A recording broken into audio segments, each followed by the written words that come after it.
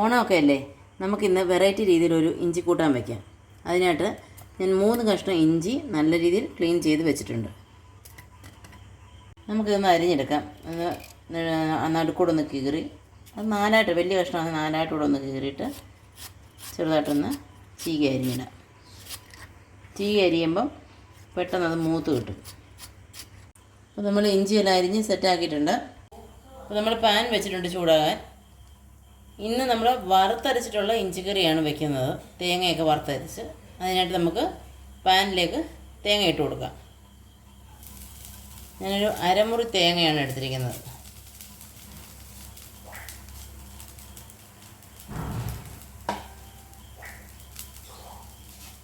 നമുക്ക് നല്ലവണ്ണം ഒന്ന് തേങ്ങ വറുത്തെടുക്കാം.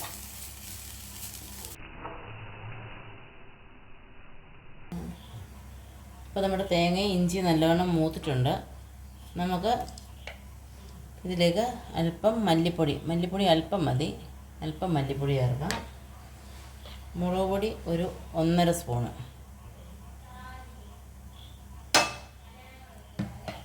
ആ മല്ലിയും മുളകും കൂടെ നല്ലവണ്ണം ഒന്ന് പച്ചമണം മാറുന്ന വരെ ഇളക്കി കൊടുക്കാം.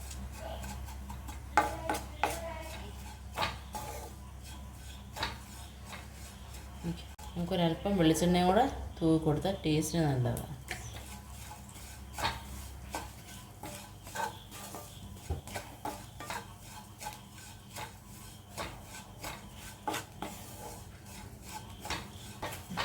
അപ്പോൾ നമ്മുടെ തേങ്ങയും മുളക് പൊടിയൊക്കെ ഇട്ടതെല്ലാം മൂത്തിട്ടുണ്ട്. ഇനി നമുക്ക് ഫ്ലെയിം ഓഫ് ചെയ്യാം. ഇതിൽ നിന്ന് മാറ്റി വയ്ക്കണം, അല്ലെന്നുണ്ടെങ്കിൽ ആ ചൂടിനകത്തിരുന്ന് കരിഞ്ഞു പോകും. നല്ലവണ്ണം ഇളക്കി റെഡി ആയിട്ടുണ്ട്. ഇനി നമുക്ക് തണുക്കുന്നവരെ വെയിറ്റ് ചെയ്യാം. അപ്പോൾ നമ്മുടെ തേങ്ങയെല്ലാം തണുത്തിട്ടുണ്ട്. നമുക്കിതിനെ ഒന്ന് അരച്ചെടുക്കാം.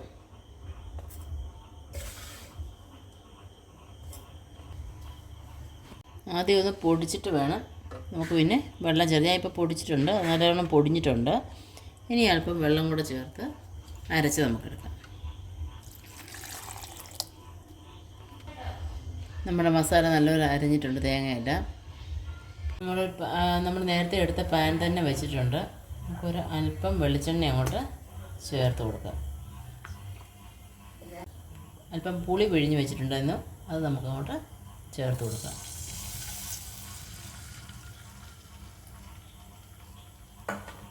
അതിന് പരുവമായിട്ടുള്ള ഉപ്പും ചേർക്കാം.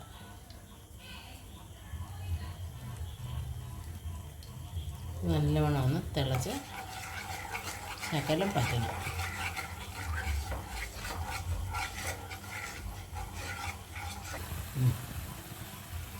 നമ്മുടെ പുളിവെള്ളം നല്ലവണ്ണം തിളച്ചിട്ടുണ്ട്. ഇതിലേക്ക് നമ്മൾ അരച്ച് വെച്ചിരിക്കുന്ന അരപ്പ് ചേർത്ത് കൊടുക്കുക.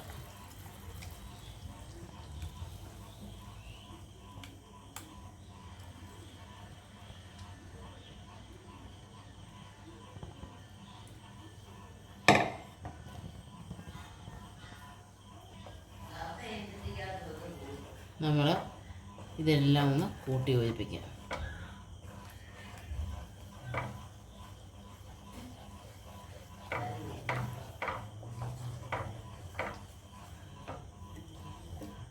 അരച്ച് വെച്ചിരിക്കുന്ന അരപ്പ് ബാക്കിയൂടെ നമുക്ക് ഒഴിച്ചു കൊടുക്കാം. നല്ലവണ്ണം ഒന്ന് ഡൈലൂട്ട് ചെയ്ത്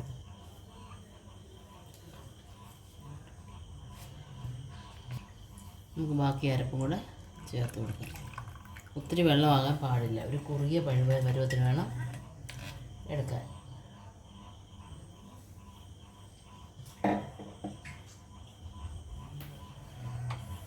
നമുക്ക് ഫ്ലെയിം ഒന്ന് കൂട്ടി കൊടുക്കാം. നല്ലോണം ഒന്ന് കൂട്ടി യോജിപ്പിക്കാം.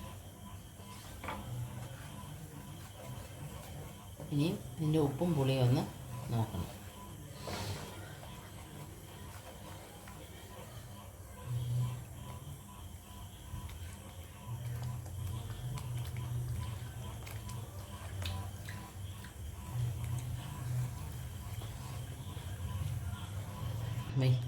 അപ്പോൾ നമ്മുടെ വറുത്തരച്ച ഇഞ്ചിക്കറി തിളച്ചിട്ടുണ്ട്. ഒരു തിളയേ പാടുള്ളൂ. അത് കഴിയുമ്പോഴത്തേന് ഫ്ലെയിം ഓഫ് ചെയ്യുക. അപ്പോൾ നമ്മൾ ഇഞ്ചിക്കറി ഇനി കടു വറുത്ത് ഇടാൻ പോവുകയാണ്. ചെറിയ ഉള്ളി വേണം നല്ലവണ്ണം ചേർക്കാൻ. ചെറിയ ഉള്ളി ഇട്ട് വഴറ്റി വേണം കടുക് വറുക്കാൻ.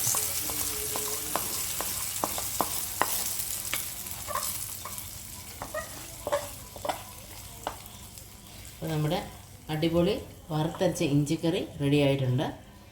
എല്ലാവരും ഒന്ന് ട്രൈ ചെയ്ത് നോക്കണം. നമ്മുടെ ഓണത്തിനൊക്കെ നമുക്ക് സദ്യയുടെ കൂടെ കൂട്ടാൻ പറ്റിയ നല്ലൊരു വിഭവമാണിത്.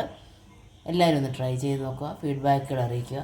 വീണ്ടും നല്ലൊരു വീഡിയോ ആയിട്ട് വരുന്നവരേക്കും നന്ദി, നമസ്കാരം.